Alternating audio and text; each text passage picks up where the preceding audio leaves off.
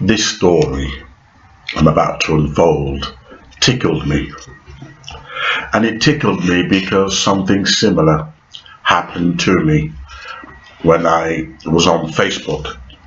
Although I am on Facebook, but I don't use it that much because a lot of people on Facebook are all fake. They're immature, they're not really, they don't have any intellectual substance. So I tend to stay away from Facebook. However, I was a member of this black group, militant black group. Obviously, my being black, I'm going to want to associate with my people. It's only normal. White people want to associate with white people. Gays want to associate with gays. Disabled with disables. We all want to associate with those that look like us. It's only natural. I was a member of this black militant group, and headed by Charmaine, this black woman. And I was loved, etc., because I wanted to make changes. Now, one of my changes was this, which black people failed to this very day. A man who is accused of rape, if you look at the composition of the jury selection, you can guarantee in any civilized country there's going to be 7 women or even 8 women and 4 men. Okay, or 5, 8, 9, 10, 11, 12, 13, so my math is bad.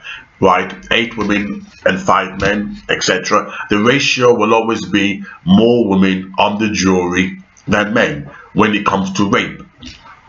So that the women obviously are represented by women rather than men, who are more likely to let off the rapist because males stick together.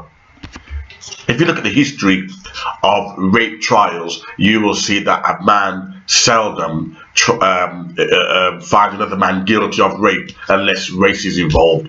Don't take my word for it. Please do your research, and if I'm lying, come back and expose me on this channel. So, bearing that in mind, I thought, well, we know that the system, I'm not saying is, but it can be racist. And I thought, well, black people should be tried by their peers too, not by all whites.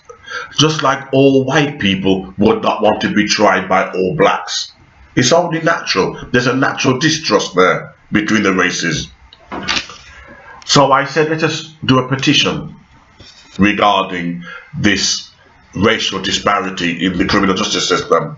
Let's see our people representing each other and you know something?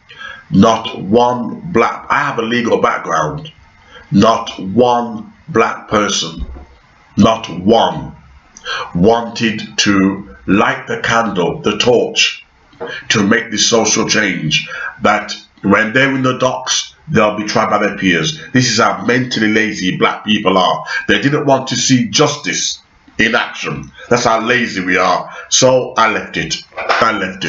I wanted black people to be tried by their peers.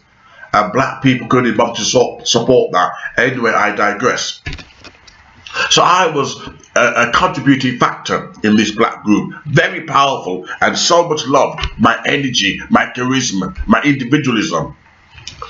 Until Charmaine found I had white friends. And because I had white friends, I was removed from the group.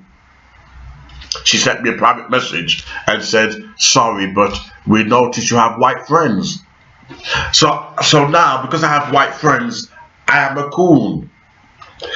My sister is married to a white man. That makes me a coon. My older brother, well, he was married to a white woman. He's now with a black woman, but he's got mixed race children. My niece is a nephew, mixed race. That makes me a coon. But it goes further than that. You think to yourself, white association makes you a coon. So you can't be black militant. You can't want to fight for the black cause. No LGBT who have heterosexual friends are seen as traitors to their cause. No disabled who associate with able-bodied people are seen as traitors to their cause. No white woman who befriends a white male is seen as a traitor to their cause. Only black people. Only black people. If you have white friends, then you're a coon. But this sickness does not end here. It goes further. If you're well spoken, educated, live well, you're a coon. If you dress well, you're a coon. If you work in banking, my sister, who worked in banking, got a black husband. They called her a coon. Why? Because she aspired to live middle class life. She aspired to live well. So she's a coon. If you drive a good car, you're a coon. Please, what the hell is going on in this black mental illness? Cynthia G. I don't know the woman, but I came across her story. And I had to cover it and support this sister.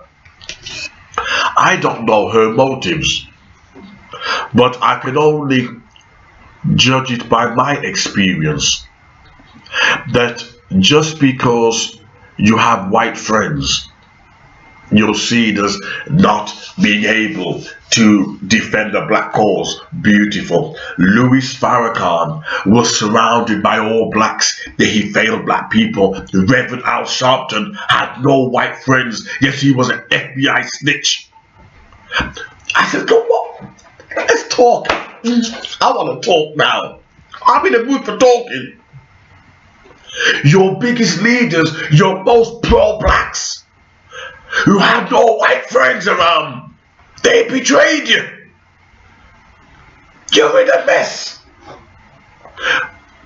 Martin Luther King, who had white friends, has did more for the civil rights than these so-called black people that have no white friends. It looks like the niggers are trying to cast voodoo spells on black people.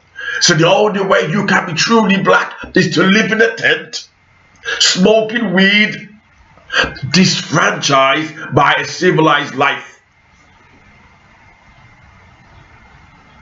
That's their definition, interpretation of being black. Living in a tent, no visa, no credit card, no ATM machine. This is white values. So really be an African savage with a spear. That turns them on. They want to see you low down and savage. It makes you wonder, who is really behind those kind of black people? The KKK? Are they behind it? So you can't have white friends. You can't be well spoken. You can't live well. You can't drive a good car. Or you're a coon. When I was about to leave the negative black neighborhood, I was driving my convertible, and you can see it on the black people's faces. The Negroes, I don't mean decent black people, the Negroes see me in my convertible. As the party white, in white door. The man white door, Jesus Christ, the man white. To live well, you're white. To speak well, you're white. If you have white friends, you're white. Which means you can't represent your people. If that's what representing black people mean, I would love to do with them.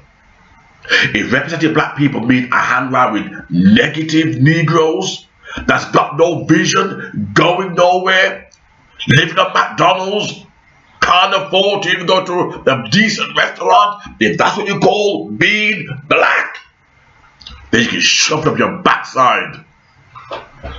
I don't see LGBT saying, oh, you've got a heterosexual friend, so you're not coming to our gay pride.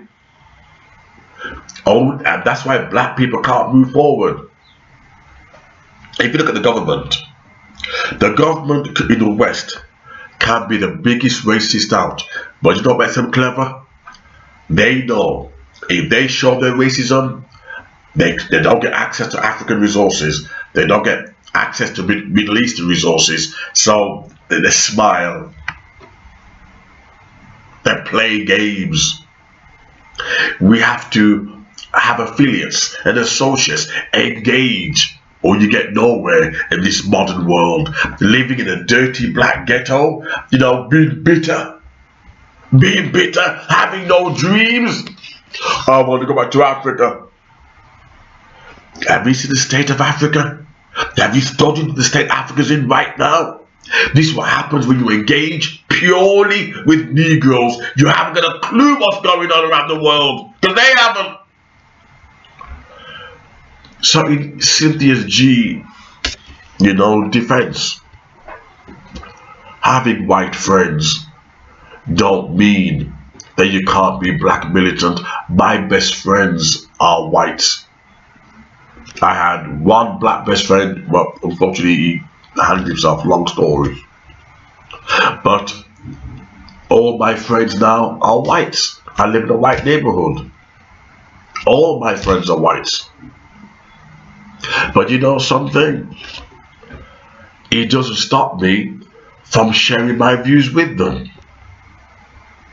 If they're your true friends, they will value your views. If you're hiding your views, then forget it. Your friendship don't mean shit. If you can't be true to yourself, then it's not true friendship. One of my closest friends, my best friend who's white, oh my God, me and him argue like hell over race. He's very patriotic. But you know something? He's got my back and I've got his. That's what friendship is. But he knows my views. And that is, when it comes down to it, the only thing that matters in this world, unfortunately, is race.